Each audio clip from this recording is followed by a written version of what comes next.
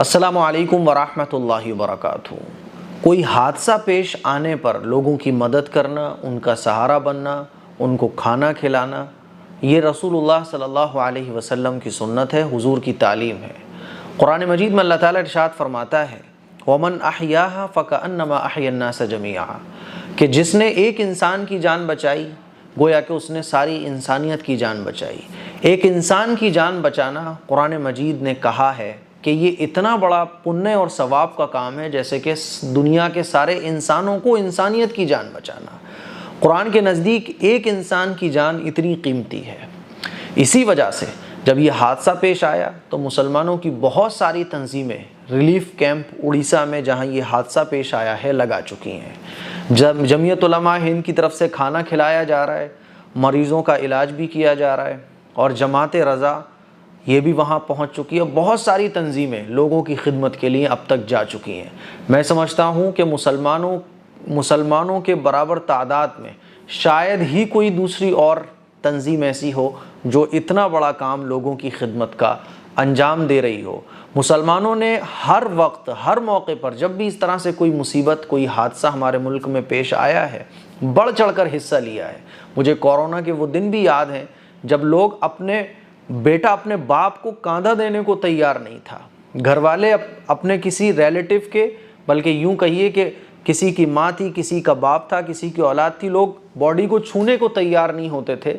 उस वक्त में भी जो मुसलमान पड़ोसी थे वो आगे बढ़कर आए और उन्होंने क्रियाक्रम जो भी है मरने के बाद का वो किया है। कोरोना के वक्त में कौन नहीं जानता कि मुसलमानों ने खुद एक वक्त भूखे रहकर गुजारा है, लेकिन अपने पड़ोस में रहने वाले हिंदू और अपने पड़ोस में रहने वाले सिख और अपने हिंदुस्तानी भाइयों को खिलाने की कोशिश की है।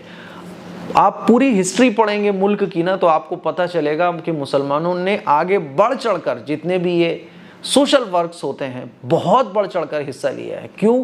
क्योंकि ये रसूलुल्लाह सल्लल्लाहु अलैहि वसल्लम की तालीम है।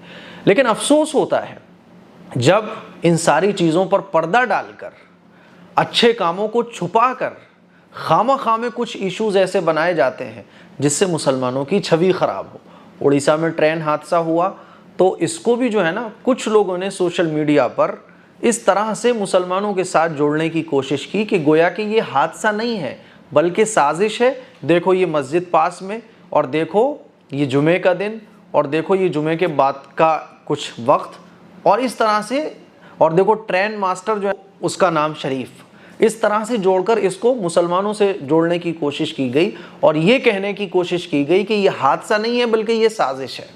बड़ा अफसोस होता है मेरे अजीज़ भाइयों, मेरी बहनों।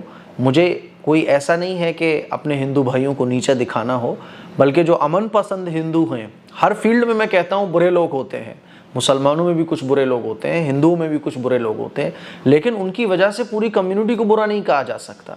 खामे कुछ इश्यूज बनाकर इस तरह से मुसलमानों के ख़िलाफ़ नफ़रत का माहौल कायम करने वाले ये वीडियो देखें और ज़रा सोचें कि वो इस मुल्क में रहने वाले मुसलमानों के ख़िलाफ़ इस तरह की ख़बरें बना के, इस तरह का प्रोपेगेंडा बनाकर किसको नुकसान पहुँचा रहे हैं। ये जितने भी हिंदुस्तानी है ना, चाहे वो सिख हो, ईसाई हो, हिंदू हो, मुस्लिम हो, सब एक फैमिली की तरह है। एक फैमिली का मेंबर अगर दूसरी फैमिली के मेंबर को नुकसान पहुंचाता है तो वो अपनी पूरी फैमिली को नुकसान पहुंचाता है। इसीलिए मेरे अजीज़ भाइयों, अब मैं अपने तमाम हिंदुस्तानी भाइयों और बहनों से कहना चाहता हूँ, गैर मुस्लिम भाइयों से कहना चाहता हूँ कि इस्लाम ये है जो आप मुसलमानों को करता हुआ देख रहे हैं। इस्लाम ये है, वो इस्लाम नहीं है जो आपको सोशल मीडिया के माध्यम से, सोशल मीडिया के ज़रिए दिखाया जा रहा है और आप उसके ज़रिए इस्लाम और मुसलमानों को समझ कर ये समझते हो कि मुसलमान तो बहुत ख़राब है। जैसे कि लव जिहाद है ना, और जैसे कि कोरोना जिहाद भी चला था।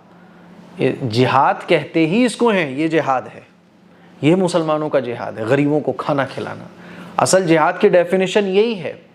जिहाद जो कहा जाता है ना, लड़ना, यानी जुल्म के ख़िलाफ़ लड़ना, जो इंसानियत के दुश्मन है उनसे लड़ना। तो मेरे अजीज़ भाइयों, मेरी बहनों, इस्लाम की तालीमात ये हैं। माशाअल्लाह जमीयत बढ़ के काम कर रही है, जमात रज़ा बढ़कर काम कर रही है, बहुत सारी और तंजीमें हैं जो आगे बढ़ चढ़ कर काम कर रही हैं। ऐसे मौके पर हमें चाहिए कि हम लोगों की मदद करें। अस्सलामु अलैकुम वरहमतुल्लाहि वबरकातुहू।